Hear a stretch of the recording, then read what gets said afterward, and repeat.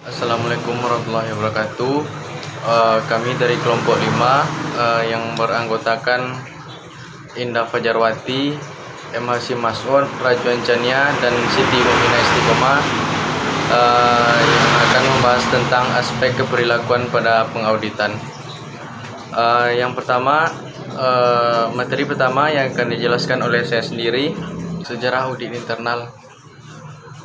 Audit internal telah berkembang dari sekedar profesi yang hanya memfokuskan diri pada masalah-masalah teknis akuntansi menjadi profesi yang memiliki orientasi memberikan jasa bernilai tambahan bagi manajemen. Pada awalnya, audit internal berfungsi sebagai adik dari profesi auditor eksternal dengan pusat perhatian pada penilaian atas keakuratan angka-angka keuangan. Namun saat ini audit internal telah memisahkan diri menjadi disiplin ilmu yang berbeda dengan pusat perhatian yang lebih luas.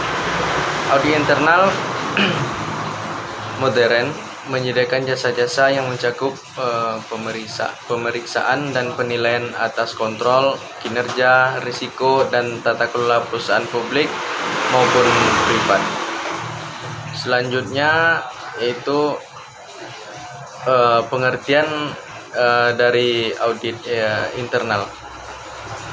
Menurut Sukrisno Agus, audit internal adalah pemeriksaan yang dilakukan oleh bagian audit internal yang dimiliki perusahaan terhadap financial report dan laporan akuntansi perusahaan serta meninjau kepatuhan dan kepatuhan akan kebijakan yang ditentukan pimpinan puncak, peraturan pemerintah, dan kekuatan dari perserikatan profesi.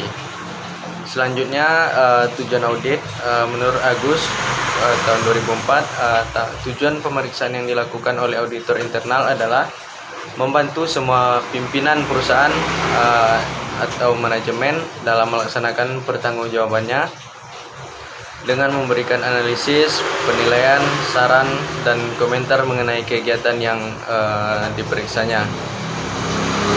Dan yang terakhir, peran auditor internal. Peran auditor internal sangat baik dan unik karena auditor internal adalah agen yang memantau tindakan agen lain atau manajemen. Keduanya dipekerjakan oleh pimpinan yang sama.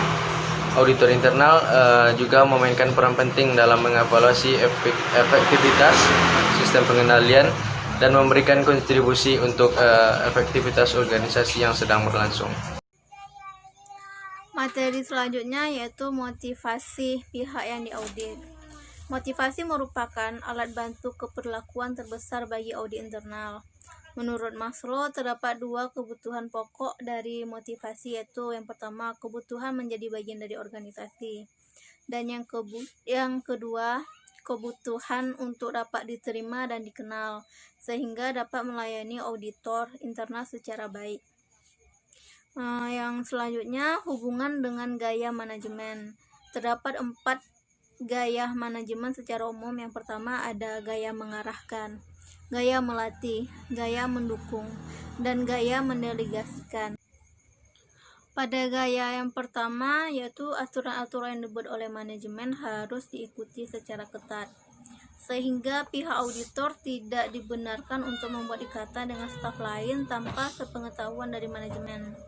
Namun hal ini membuat auditor kesulitan untuk mendapatkan informasi. Materi selanjutnya yaitu perubahan manajemen. Faktor-faktor yang menimbulkan keengganan untuk melakukan perubahan yaitu yang pertama ada ketakutan terhadap apa yang tidak diketahui.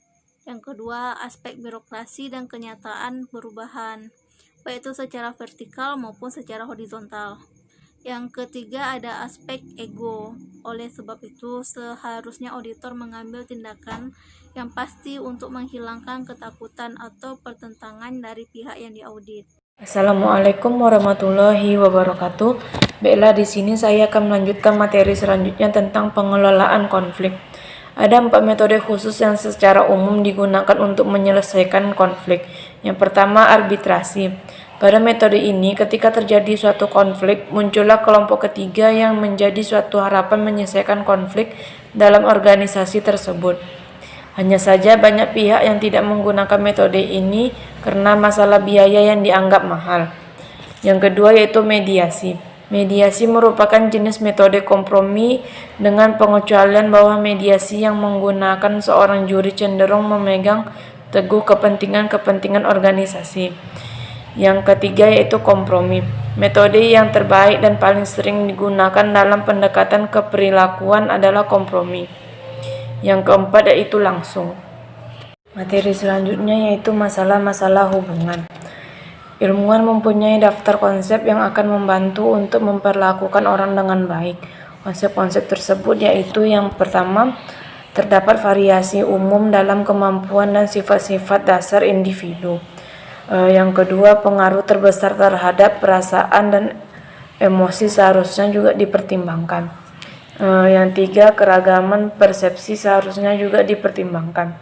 Yang keempat, ukuran kelompok pihak yang diaudit dapat berpengaruh pada hubungan. Yang kelima, pengaruh dari berbagai situasi operasional sebagai suatu variasi terakhir. Selanjutnya, kesadaran pada diri sendiri. Ada 6 elemen-elemen utamanya. Yang pertama, adanya pengetahuan terhadap kekuatan dan kelemahan orang lain dalam berhubungan secara mental, fisik, emosional, dan karakteristik pribadi. Yang kedua, rasa memiliki terhadap produktivitas dan kepuasan kelompok kerja. Yang ketiga, kesadaran terhadap perintah dasar dalam lingkungan relatif yang dimiliki seseorang. Yang keempat, suatu keinginan untuk melayani kebutuhan orang lain. Yang kelima, suatu perasaan memiliki atas produktivitas. Yang keenam, suatu perasaan keterpaduan yang berasal dari kepercayaan bahwa seseorang berpartisipasi dalam suatu lingkungan secara etis. Materi selanjutnya yaitu tentang karakteristik umum individu. Ilmuwan juga telah membuat daftar mengenai karakteristik kelompok individu dari orang-orang yang berada dalam berbagai tingkatan. Auditor seharusnya mempertimbangkan hal tersebut karena itu berpengaruh terhadap kepribadian, sikap, dan aktivitas. Baik, saya akan melanjutkan penjelasan yaitu mengenai komunikasi secara efektif.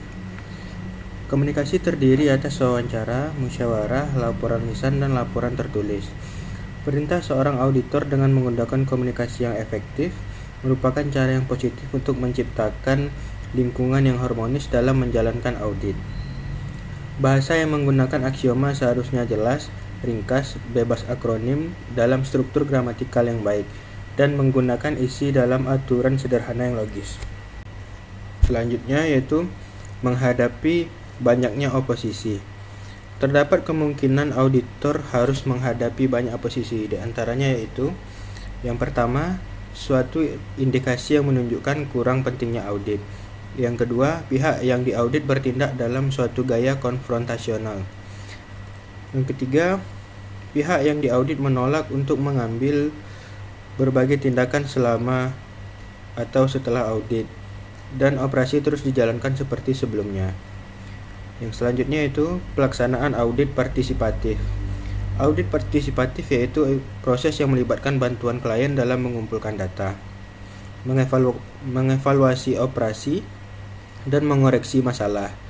Jadi audit merupakan kemitraan untuk menyelesaikan masalah, sehingga terkadang disebut audit kemitraan. Elemen-elemen keperilakuan yaitu yang pertama, pada awal audit, tanyakan pada pihak yang diaudit bidang mana yang akan diaudit. Yang kedua, bangun suatu pendekatan kerjasama dengan staf pihak yang diaudit dalam menilai pemrograman dan pelaksanaan audit. Yang ketiga, peroleh persetujuan dan rekomendasi untuk tindakan koreksi. Yang keempat, dapatkan persetujuan atas isi laporan. Yang kelima, memasukkan informasi ternyata pada laporan audit. Selanjutnya yaitu pengguna pengetahuan keperilakuan dalam audit. Secara umum, penanganan keperilakuan organisasi adalah akibat dari berbagai hal berikut. Yang pertama yaitu kondisi. Pada umumnya kualitas dari struktur pengendalian internal. Yang kedua, motivasi atau kebutuhan dari karyawan kantor untuk membentuk etika dan kejujuran atau sebaliknya. Yang ketiga, sikap atau dasar karakteristik pribadi dari seluruh tingkatan karyawan. Diasumsikan bahwa para auditor internal dalam pekerjaannya selalu berhubungan dengan karyawan yang ada di organisasi. Kedekatan ini menghasilkan posisi evaluatif yang memungkinkan karyawan untuk menerima atau menolak auditor, di mana hal tersebut akan berdampak pada tingkat kebebasan auditor.